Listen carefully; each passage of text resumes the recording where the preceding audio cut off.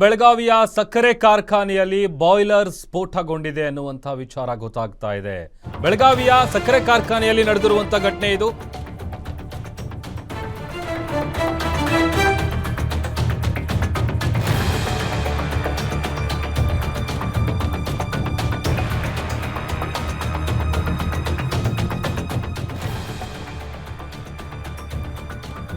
ಬೆಳಗಾವಿಯ ಸಕ್ಕರೆ ಕಾರ್ಖಾನೆಯಲ್ಲಿ ಬಾಯ್ಲರ್ ಬ್ಲಾಸ್ಟ್ ಆಗಿದೆ.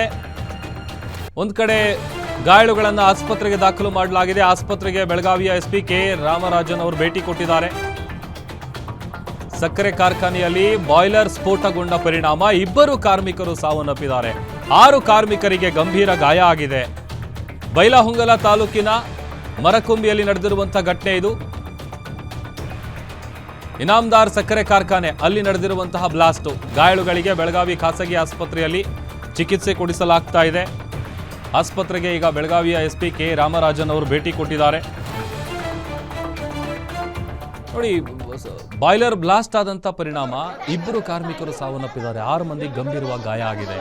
ಇಮಿಡಿಯೇಟ್ ಆಗಿ 6 ಕಾರ್ಮಿಕರನ್ನ ಆಸ್ಪತ್ರೆಗೆ ದಾಖಲು ಮಾಡುವಂತ ಕೆಲಸ ಆಗಿದೆ. ಅದೊಂದು ಕಡೆ ಬೆಳಗಾವಿಯ ಸಕ್ಕರೆ ಕಾರ್ಖಾನೆ ಏನಿದೆ, ಆ ಕಾರ್ಖಾನೆಯಲ್ಲಿ ಕೆಲಸ ಮಾಡ್ತಾ ಇದ್ದಂಥ ಸಂದರ್ಭದಲ್ಲಿ ಏಕಾಏಕಿ ಬಾಯ್ಲರ್ ಬ್ಲಾಸ್ಟ್ ಆಗಿರೋದು. ಅದು ಬ್ಲಾಸ್ಟ್ ಆದಂಥ ಪರಿಣಾಮ 2 ಘಟನೆಯಲ್ಲಿ ಮೃತಪಟ್ಟಿದ್ದಾರೆ. ಉಳಿದಂಥ 6 ಮಂದಿ ಕಾರ್ಮಿಕರಿಗೆ ಗಂಭೀರವಾದಂಥ ಗಾಯ ಆಗಿದೆ ಅನ್ನುವಂಥ ವಿಚಾರ ತಿಳಿದು ಬರ್ತಾ ಇದೆ.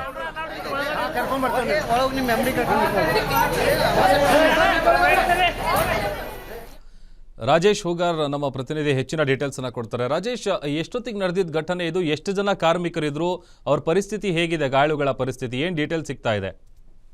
ಎಸ್ ಪ್ರಭು, ಏನಂತಂದ್ರೆ ಬೆಳಗಾವಿ ಜಿಲ್ಲೆಯ ಬಾಯ್ಲಹೊಂಗಲ ತಾಲೂಕಿನ ಮರಕುಂಬಿಯಲ್ಲಿ ಇನಾಮದಾರ್ ಸಕ್ಕರೆ ಕಾರ್ಖಾನೆ ಇದೆ. ಈ ಸಕ್ಕರೆ ಕಾರ್ಖಾನೆ ಒಳಗಡೆ ಬಾಯ್ಲರ್ ಸ್ಫೋಟವಾಗಿರ್ತಕ್ಕಂಥದ್ದು. ಸದ್ಯ ಈಗ 6 ಜನ ಏನು ಅಂತಂದ್ರೆ ತೀವ್ರವಾಗಿ ಗಾಯಗೊಂಡು 2 ಸ್ಥಳದಲ್ಲಿ ಸಾವನ್ನಪ್ಪಿದ್ದಾರೆ.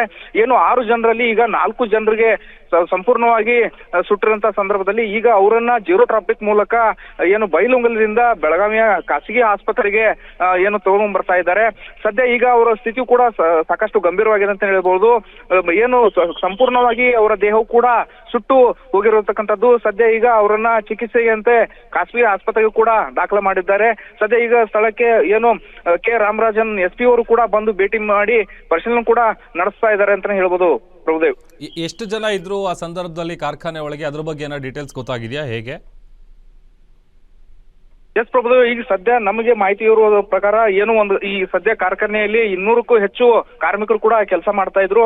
ಸದ್ಯ ಅಲ್ಲಿ ಬಾಯ್ಲರ್ ಅಲ್ಲಿ ಕೆಲಸ ಮಾಡತಕ್ಕಂತ 15ಕ್ಕೂ ಹೆಚ್ಚು ಕಾರ್ಮಿಕರಿಗೆ ಸಣ್ಣ ಪುಟ್ಟ ಗಾಯಗಳಾದ್ರೆ ಉಳಿದಂತೆ 6 ಜನರಿಗೆ ಗಂಭೀರ ಗಾಯವಾಗಿರ್ತಕ್ಕಂಥದ್ದು. 2 ಸ್ಥಳದಲ್ಲಿ ಏನು ಬಾಯ್ಲರ್ ಕೆಲಸ ಮಾಡ್ತಾರೆ ಅಲ್ಲಿ 2 ಸ್ಥಳದಲ್ಲಿ ಇದ್ದಂತ ಸಂದರ್ಭದಲ್ಲಿ ಸ್ಪಾಟ್ ಅಲ್ಲಿ ಅವರು ಡೆತ್ ಆಗಿರ್ತಕ್ಕಂಥದ್ದು.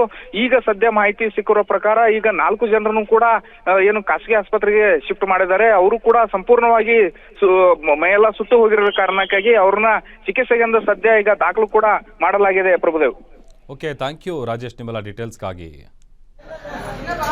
ಇನ್ನೂ